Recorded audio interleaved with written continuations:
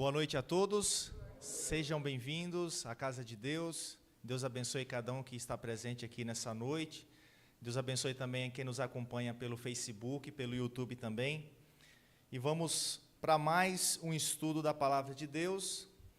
Estamos estudando aí o livro do profeta Daniel durante 16 domingos, né? Hoje é o tema de número 3.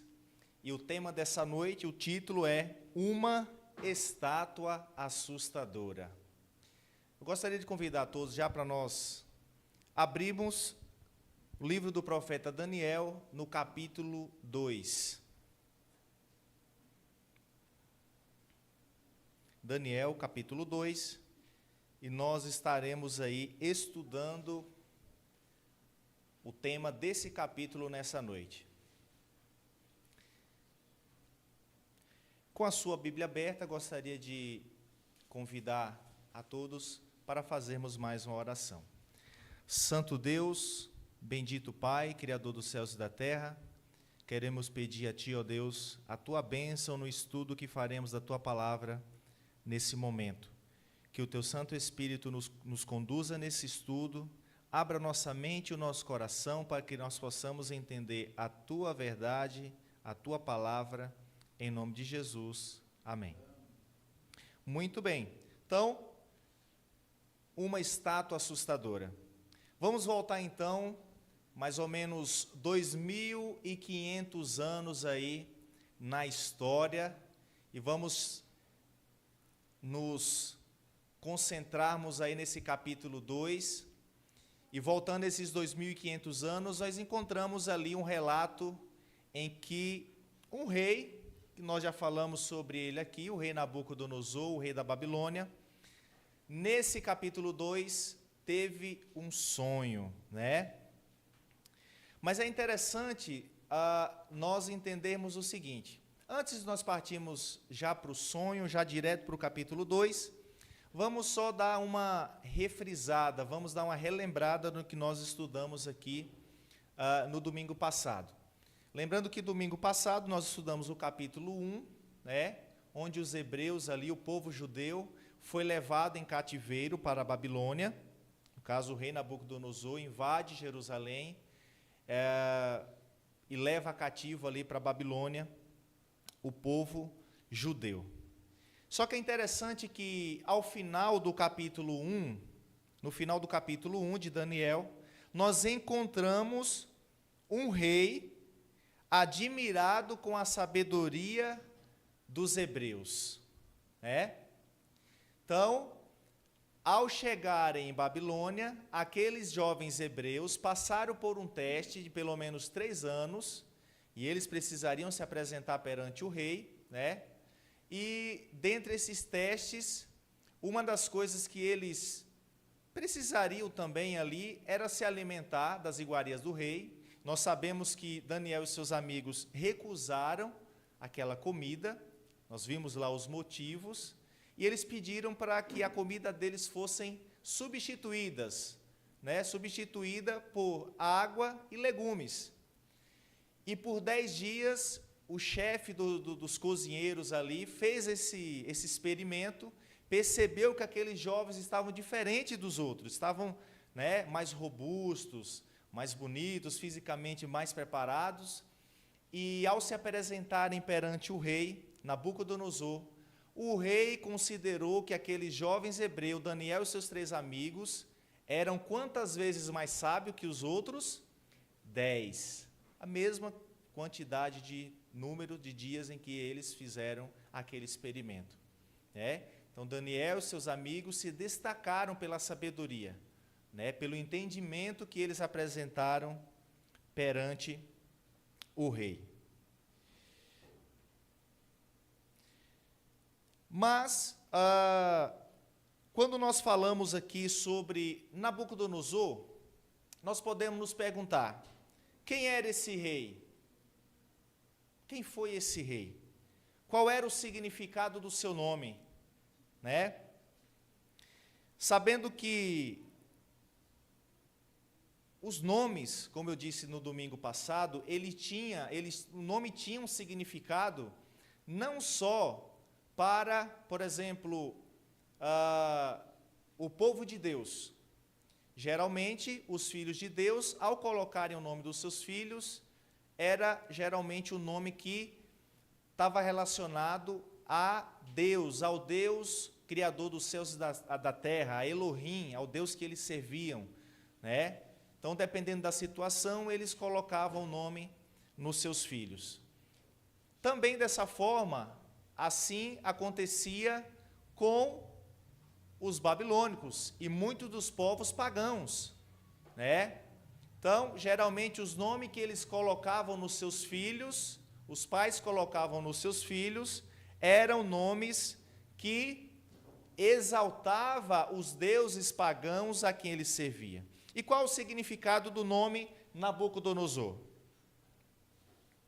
Nabucodonosor, né, tem um significado ali, no caso, até esse nome foi uma inscrita, teve um achado arqueológico com esse nome, Nabucodonosor, que significa em caldeu, prece dirigida ao deus Nabu por proteção, né?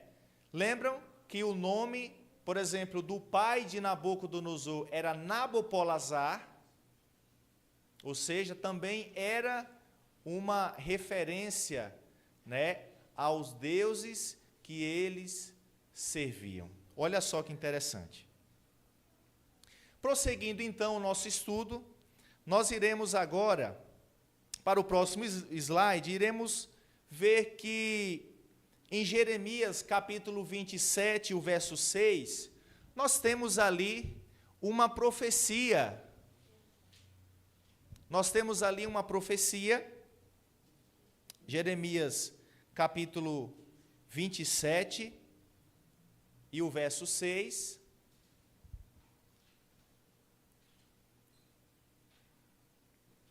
Abra sua Bíblia em Jeremias, capítulo 27, e o verso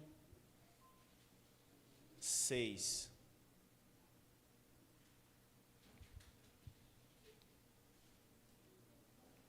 Todos encontraram? Acompanhe comigo a leitura, então, que diz o seguinte: Agora eu entregarei todas estas terras ao poder de quem? De Nabucodonosor, rei da Babilônia, meu servo, e também lhe dei os animais do campo para que o sirvam. Perceba que essa profecia, dada ao profeta Jeremias, ela foi uma profecia dada muito antes de acontecer a invasão de Nabucodonosor a Jerusalém. E olha só que expressão interessante que é usado aqui nesse texto, que diz que todas as terras, Deus, isso aqui é Deus falando, Deus entregaria ao poder de Nabucodonosor, e ele chama de meu servo. Mas por que meu servo? Nabucodonosor não era um rei pagão? Nabucodonosor não adorava outros deuses, vários deuses? Por que ele usa essa expressão meu servo? Sabe por quê? Porque Deus já estava vendo Nabucodonosor no futuro e o que Deus pretendia fazer na vida daquele monarca. Então, quando Deus chama de Nabucodonosor de meu servo, isso significa que Deus tinha um plano especial na vida daquele monarca. Deus também tem um plano especial na vida de cada um de nós que está aqui nessa noite. Deus também tem um plano especial na vida daqueles também que nos acompanham pelo Facebook, pelo YouTube. Quem sabe você colocou aí, sem nenhuma intenção de assistir, mas você parou aqui nesse vídeo, saiba que Deus também tem um plano especial na sua vida. Não é à toa que nós estamos estudando aqui a palavra de Deus. Deus tem algo especial para você nessa noite. Então, continue conosco. Vamos estudar a palavra de Deus. Ok? Então, essa profecia foi dada, que Deus entregaria o povo judá, o povo de Israel, nas mãos de Nabucodonosor. Ok?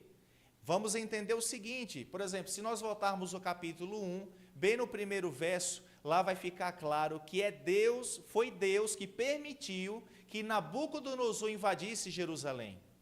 Ou seja, Deus está no controle de todas as coisas. Certo? Prosseguindo então o nosso estudo, nós temos agora então o sonho do rei. E esse sonho do rei, que está registrado no capítulo 2 de Daniel, nós temos aí então a história do mundo em apenas um capítulo. Olha só que interessante. Dentro de um capítulo da Bíblia, Daniel capítulo 2, nós iremos estudar nessa noite, que Deus irá mostrar que a história do mundo vai estar resumida dentro desse capítulo. Muito bem, então, abra sua Bíblia em Daniel. Então, vamos ver agora o sonho do rei, em Daniel, capítulo 2, e nós iremos agora ler o verso 1 e também o verso 2. Acompanhe comigo aí na sua Bíblia. Daniel capítulo 2, o verso 1 e o verso 2. Diz assim: no segundo ano do reinado de Nabucodonosor, teve este um sonho. O seu espírito se perturbou e passou-se-lhe o sono. Então o rei mandou chamar os magos, os encantadores, os feiticeiros e os caldeus, para que declarassem ao rei quais foram os sonhos. Eles vieram e se apresentaram diante do rei.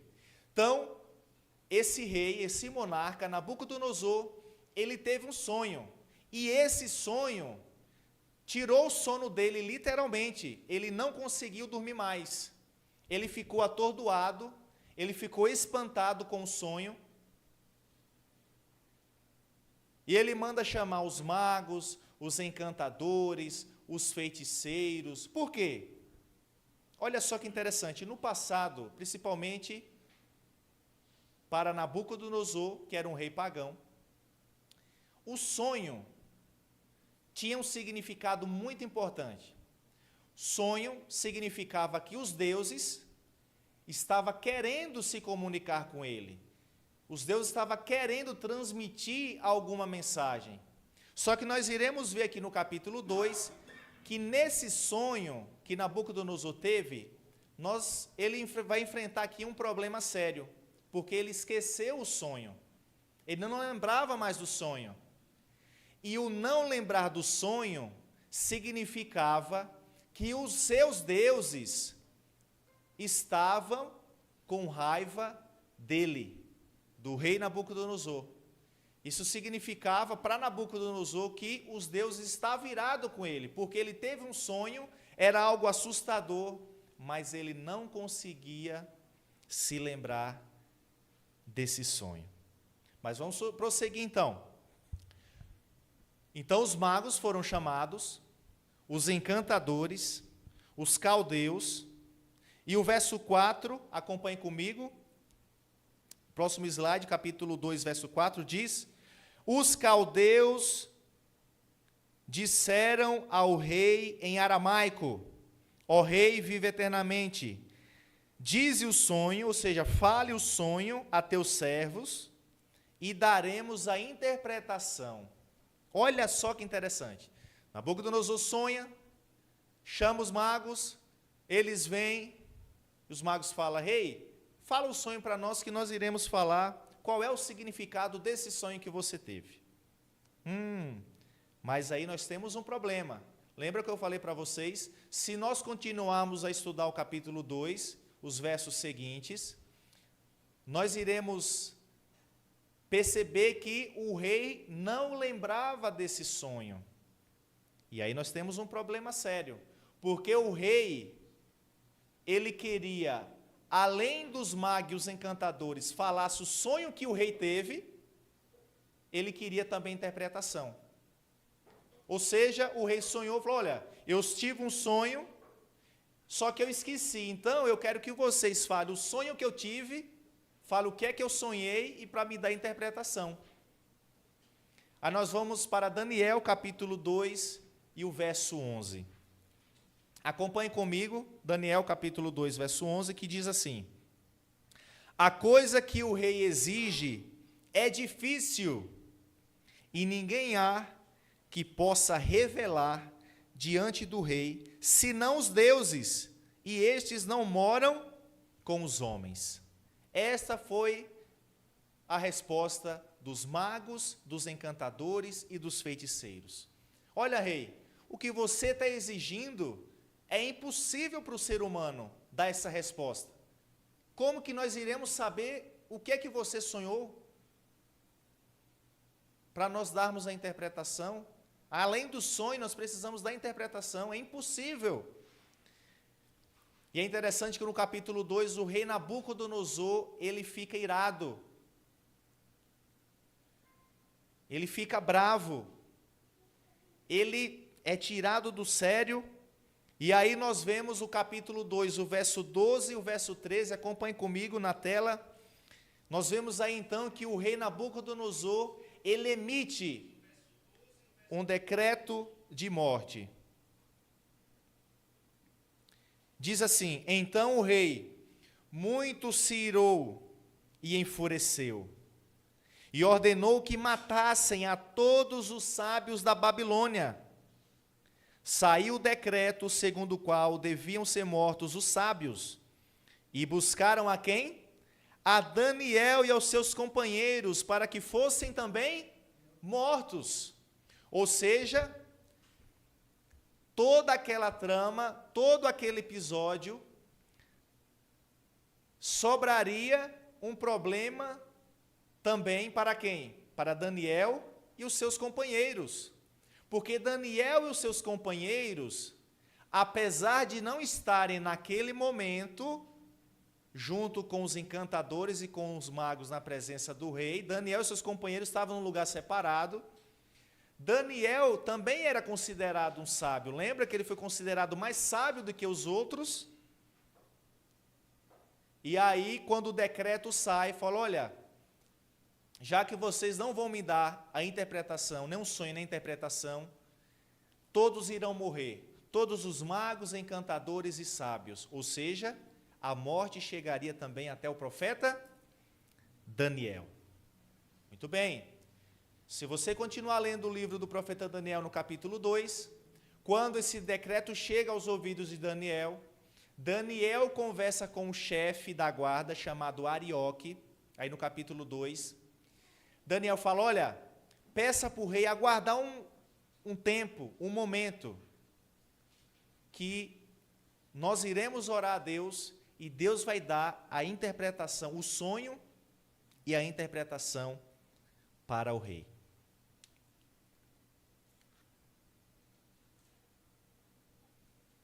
Muito bem, então, Nabucodonosor deu uma trégua, deu um espaço de tempo. Nesse meio tempo, Daniel e seus companheiros oraram a Deus, pediram a Deus que Deus revelasse o sonho e a interpretação. E aí nós vamos para o verso 19 do capítulo 2, acompanhe comigo, e diz o seguinte: então foi revelado o mistério a Daniel numa visão de noite. Daniel bendisse o Deus do céu. Então Daniel orou a Deus, pediu direcionamento a Deus, e Deus revelou o sonho que o rei Nabucodonosor tinha tido, e também a interpretação. Muito bem, a interpretação nós podemos acompanhar aí no capítulo 2, dos versos 36 até os versos 45. Não iremos ler tudo por causa do nosso tempo, mas faça a leitura em casa. Quem nos acompanha no Facebook, no YouTube, faça a leitura em casa também, do capítulo 2 inteiro. E nós iremos ver aqui que o que Nabucodonosor havia sonhado era com uma grande e assustadora estátua. Uma parecida com essa aqui, né? Era mais ou menos isso aqui. Uma grande e assustadora estátua. Só que essa estátua era uma estátua diferente. Por quê? Porque essa estátua, ela era feita de diferentes metais. A cabeça era de ouro, os peitos e os braços eram de prata, né? Quadril de bronze, as pernas de ferro e os pés eram uma mistura de barro com ferro.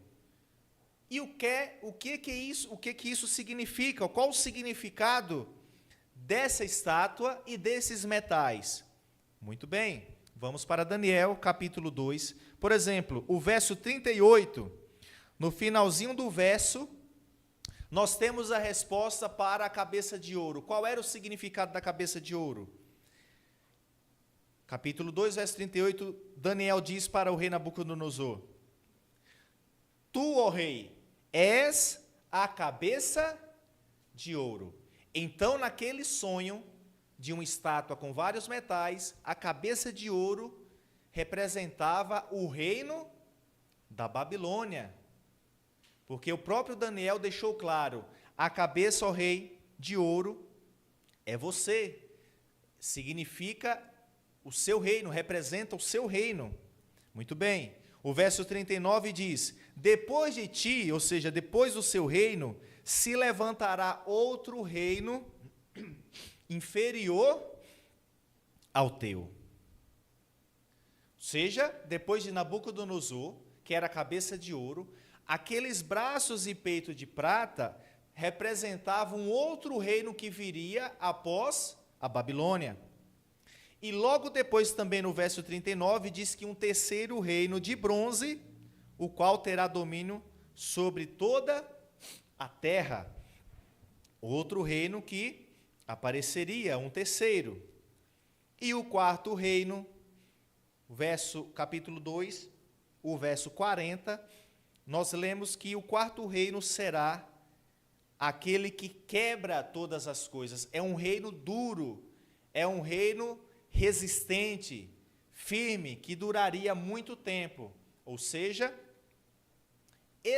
essa estátua, com esses vários metais diferentes, representavam os diversos impérios que viriam tempo após tempo.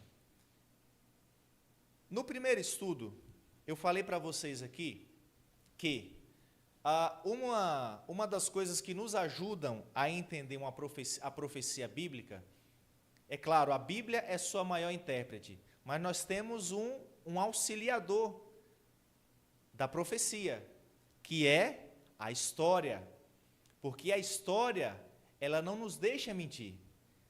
A história, ela vai desmentir ou vai comprovar aquilo que a palavra de Deus diz, está escrito, né? E nós iremos ver aqui que, por exemplo, no próximo slide nós vamos voltar ao que nós já estudamos aí no capítulo 1 do domingo passado. Vocês lembram que no ano 605, Nabucodonosor invade, na primeira invasão a Jerusalém, leva cativo bastante gente, muitas pessoas. E a partir desse ano, nós poderíamos colocar o ano primordial, principalmente no reinado de Nabucodonosor, porque ele estava se ascendendo ao trono naquele ano. E aí, quando nós prosseguimos para, por exemplo, Daniel capítulo 5 e o verso 1, Daniel 5, verso 1, olha o que está escrito. O rei Belsazar deu um grande banquete a 1000 dos seus grandes e bebeu vinho na presença deles. Quem era o rei Belsazar? Era um rei da Babilônia, o último. Na verdade, Belsazar, nós iremos estudar mais sobre ele no capítulo 5. Belsazar era filho de Nabonido, e Belsazar era neto de Nabucodonosor. Só que Nabonido, pai de Belsazar, ele não gostava muito de ficar em Babilônia, ele gostava de ficar mais na parte da Arábia. Então, Belsazar era um corregente que estava comandando ali na Babilônia. Então, Belsazar faz uma festa, um grande banquete, e o que é que acontece depois desse banquete? Capítulo 5, verso 4, diz assim: beberam vinho e deram louvores aos deuses de ouro, aos deuses de prata, de bronze, de ferro, de madeira e de pedra. Olha só que interessante. O que aparece na estátua do capítulo 2, o sonho de Nabucodonosor, agora aqui no capítulo 5, com o neto de Nabucodonosor, Belsazar, eles beberam vinho, fizeram festa, estavam farreando, e eles estavam dando glórias, adorando aos deuses, deram louvores aos deuses de ouro. Olha só que interessante. O que aparece na cabeça da estátua? Exatamente o ouro. Aqui fala que eles adoraram os deuses de prata, que também aparece na estátua, de bronze, de ferro, de madeira e de pedra. Muito bem. Nesse momento da festa, o que acontece? Verso 24 e 25. Então, da parte dele, foi enviada aquela mão que traçou essa escritura. Da parte dele quem? Da parte de Deus.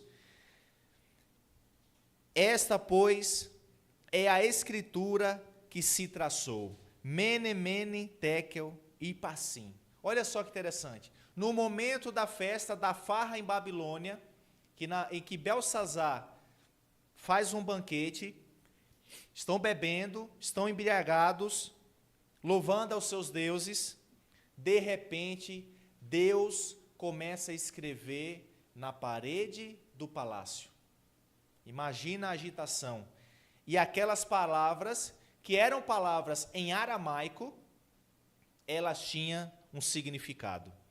No próximo slide, capítulo 5, verso 26 a 28, nós temos então a interpretação daquelas palavras. Mene significa que Deus contou Deus o teu reino e deu cabo dele. Tekel, pesado foste na balança e achado em falta.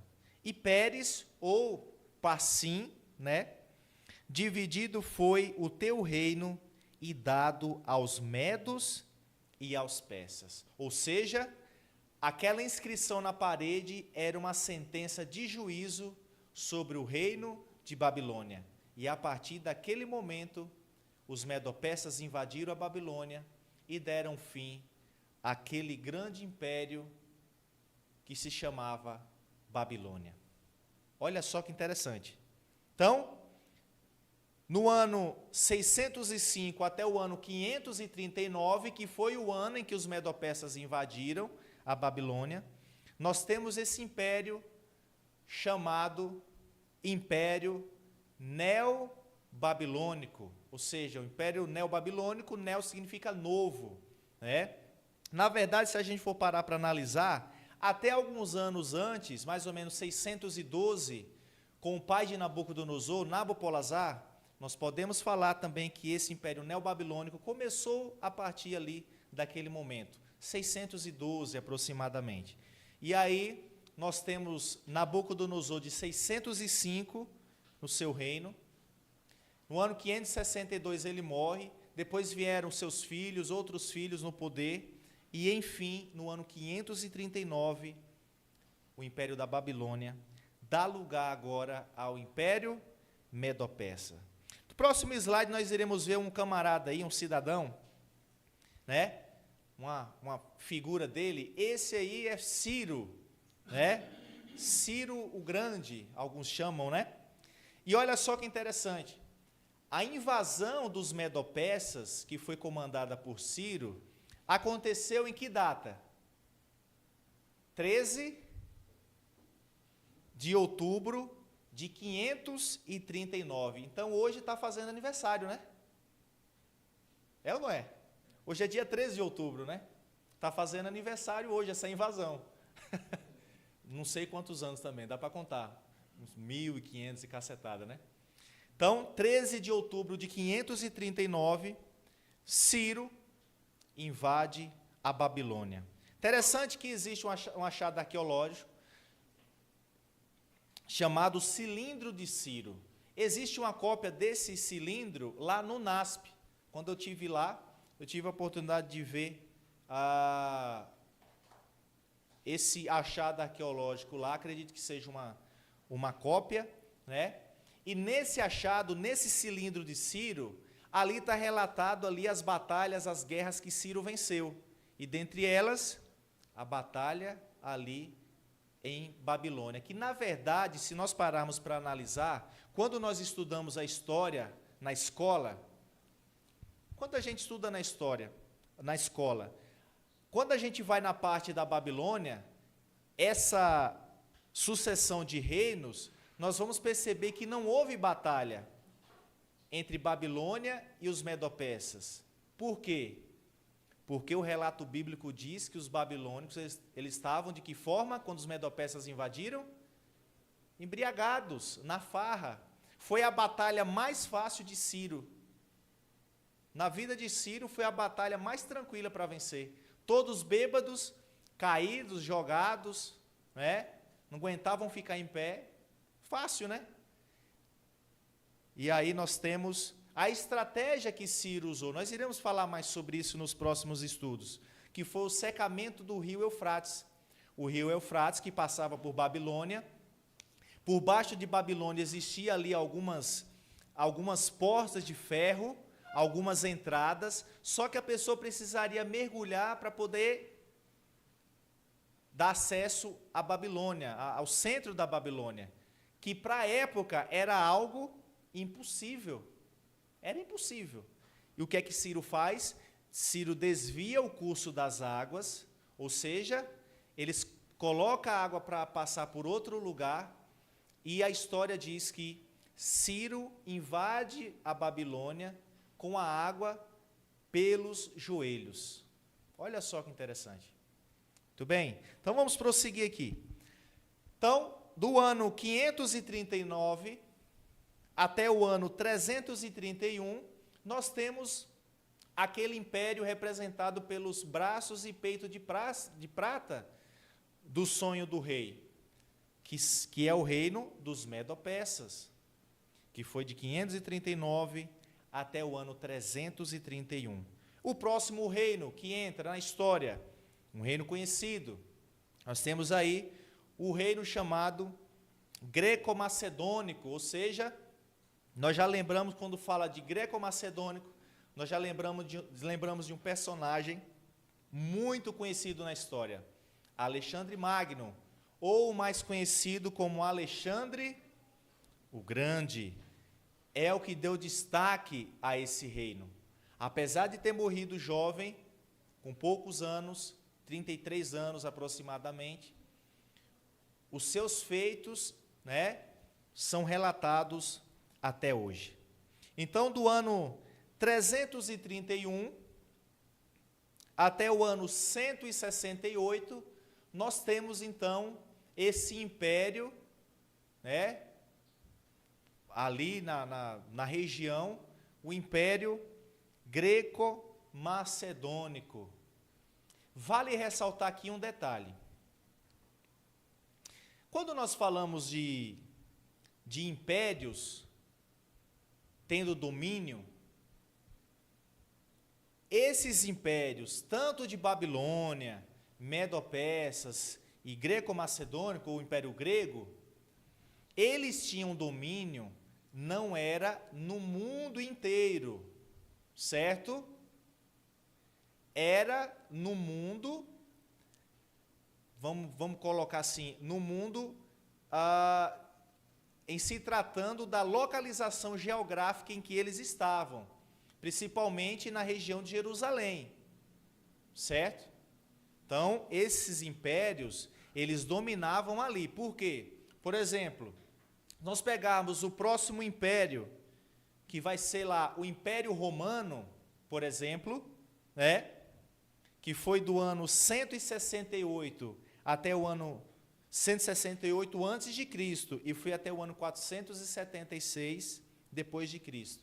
O Império Romano, ali na época, naquela região, era a potência local. Por quê? Porque, por exemplo, na China, a China já tinha potência também, já era uma certa potência ali, né, nas suas monarquias. Então, naquele contexto ali, daquela região, principalmente a região de Jerusalém, aquela área, era o império predominante, certo? Então, o ano 168, nós temos ali uma batalha muito importante entre os romanos e os gregos, batalha, se não me engano, é a batalha de Pídna. No ano 168, os romanos vencem e ali começa a sua hegemonia como um grande império. É interessante que na profecia as pernas de ferro representam exatamente o Império Romano, que veio depois da Grécia. Os pés, que teve a mistura em parte de ferro, em parte de barro no sonho, essa mistura ou essa divisão, é interessante a gente trazer um detalhe. Porque quando nós falamos de Império Romano, que foi de 168 até 476, é o Império Romano do Ocidente.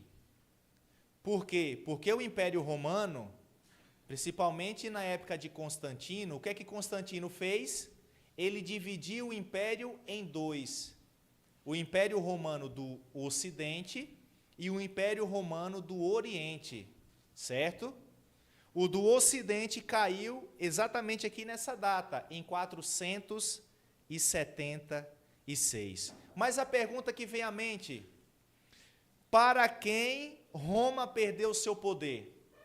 Nós estamos vendo aqui no estudo, que, por exemplo, houve reinos sucessivos. Babilônia caiu para os medo-persas caíram para os gregos caíram para os romanos, e os romanos caíram para quem? Aqui nós temos um historiador chamado Edward Gibbon. Tem esse livro aqui em inglês, tem em português também. Acho que é mais ou menos, 1.600 páginas os livros, se não me falha a memória. Esse livro que fala sobre a história do declínio. Opa, peraí, está em inglês aqui, vamos tentar aqui. A história do declínio e a queda do Império Romano, né? Então, nesse livro, sobre esse declínio e a queda do Império Romano, Edward Gibbon, que era um historiador, ele escreveu nos capítulos 26 a 36, ele descreve lá que dentre as nações bárbaras que conquistaram e dividiram o Império Romano dos anos 352 a 476, quando cai Rômulo Augusto, o último imperador de Roma. Então, pela história, nós entendemos que o Império Romano, ele não dá um espaço, ele não sai de cena para outro grande império entrar em cena. Na verdade, o Império Romano, ele começou a ser minado, ser enfraquecido por quem? Pelas diversas tribos bárbaras que existiam ao redor do Império Romano. Olha só que interessante. E essas tribos bárbaras, existiam várias, mas nós podemos destacar aqui pelo menos 10 tribos bárbaras que tiveram destaque. E por que elas tiveram destaques? Porque pelo menos 7 dessas 10, no futuro, essas tribos bárbaras, elas se tornariam o quê? Grandes nações, o que conhecemos hoje como nações da Europa, nações europeias. Então, por exemplo, nós temos lá uma tribo bárbara, os álamos, que depois veio se tornar quem? A Alemanha. Nós temos os francos, que veio se tornar França, burgundos, a Suíça, suevos, Portugal, visigodos, a Espanha, saxões, a Inglaterra, lombardos, a Itália. E nós temos ali 3 tribos que, ao passar do tempo, e nós iremos estudar isso principalmente no capítulo 7, por que elas foram extintas, certo? Nós temos ali essas tribos, Érulos, Vândalos, e a última tribo que cai são os ostrogodos. Essas três foram extintas. Então, quando nós estudamos a história do Império Romano, nós podemos ver e perceber que essas nações europeias, esses países europeus, todos que eu citei, Alemanha, França, Suíça, todos eles, no passado, faziam parte de um mesmo império, o Império Romano, certo? Essas tribos bárbaras vieram a se tornar, ao decorrer do tempo, o que nós conhecemos hoje como nações europeias ou países europeus. Muito bem. Só que o sonho que Nabucodonosor teve e que o profeta Daniel, ele também recebe esse sonho de Deus e a interpretação, ele não parou nos pés misturado com barro daquela estátua, os pés misturados com barro e com ferro. Nós temos ali algo muito importante. De repente, naquele sonho de Nabucodonosor, aparece algo. E esse algo é fundamental. Esse algo é muito importante. Quem sabe de todo o sonho de Nabucodonosor, esse algo que aparece é algo que vai nos trazer a esperança, é algo que nos dá uma alegria. Por quê? Vamos lá. Capítulo 2, o verso 44 e o verso 45.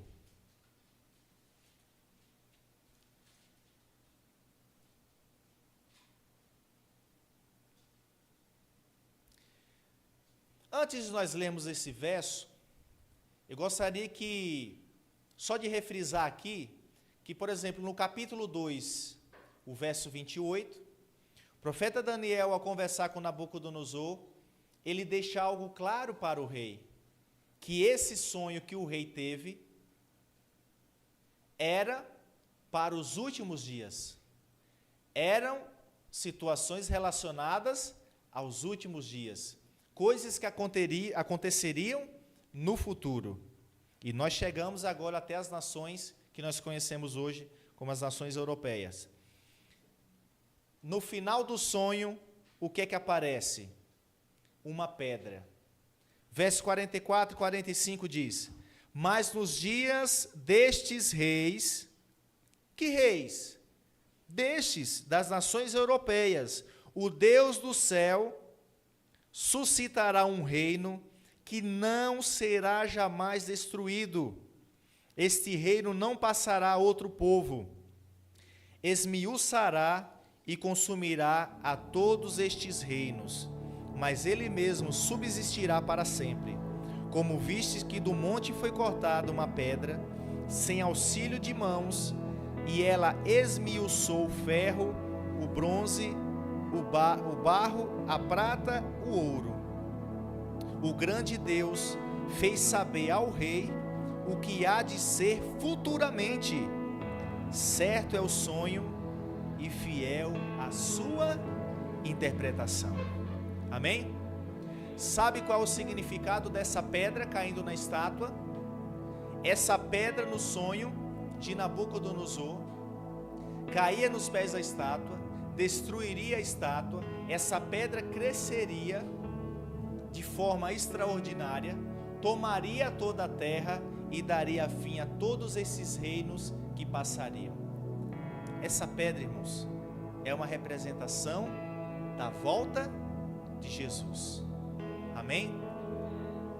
A questão é, se a profecia acertou todos os reinos que viriam, a sucessão de reinos, será que a profecia vai errar? o último detalhe da pedra? Não. Irmãos, as profecias estão se cumprindo à risca. As profecias estão se cumprindo letra a letra, detalhe a detalhe. Jesus está voltando.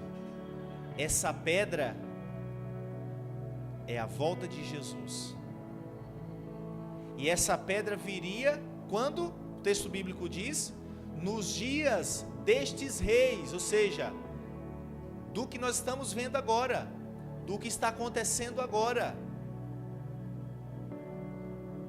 Será que estamos tendo dúvida quanto à volta de Cristo? Será que os sinais que nós estamos vendo não são suficientes? A agitação em que o mundo está enfrentando, as guerras, as inundações, todos os desastres, milhares de mortos. O mundo está chegando ao seu limite. O mundo está chegando ao seu fim. E o que Deus deseja para cada um de nós, que Deus deseja para nós que estamos aqui na igreja, para você que nos assiste aí no Facebook, no YouTube, Deus deseja que você se prepare para o maior e grandioso, maior evento que vai acontecer em toda a história da humanidade, a volta de Jesus. Está você se preparando para esse momento? Tem você se preparado para esse momento? Tem buscado a Deus de forma verdadeira? O convite de Deus para você nessa noite é: venha,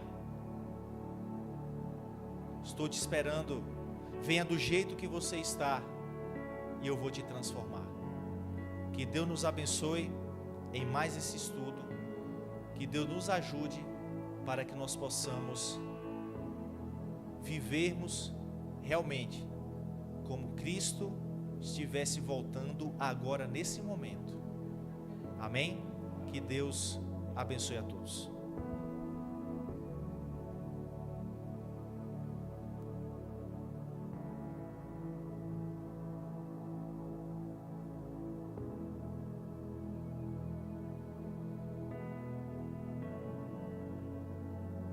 Vamos ficar em pé. Vamos finalizar então com a oração.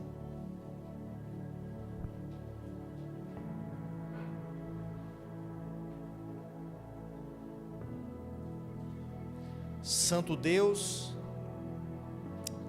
glorioso e eterno Pai, nós queremos agradecer ao Senhor porque nós estamos vendo e entendendo o que está acontecendo no mundo atual. Nos ajude, ó Pai, a nos prepararmos para o maior, mais maravilhoso evento de toda a história da humanidade, que é a volta do Senhor Jesus.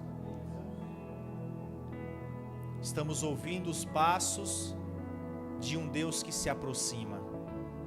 Estamos ouvindo os passos de um Deus que vem buscar os teus filhos, e para que assim por toda a eternidade possamos estar ao lado do nosso Salvador. Nos ajude, ó Deus, a nos prepararmos para esse grandioso evento. Nos ajude a abandonarmos tudo que tem tirado o nosso foco das coisas espirituais. Nos ajude a vencer as nossas fraquezas, as nossas dificuldades. Transforma o nosso coração a cada dia, a cada momento. Porque não há nada mais importante na vida do ser humano do que a salvação. E nós só temos duas escolhas a fazer: vida eterna ou morte eterna. E nós, ó Deus, com certeza queremos escolher a vida eterna em Cristo Jesus. Abençoe a todos que aqui estão. Abençoe a todos que nos acompanham também pelo Facebook, pelo YouTube. Abençoe grandemente, ó Deus, a cada um dos teus filhos. Em nome de Jesus. Amém.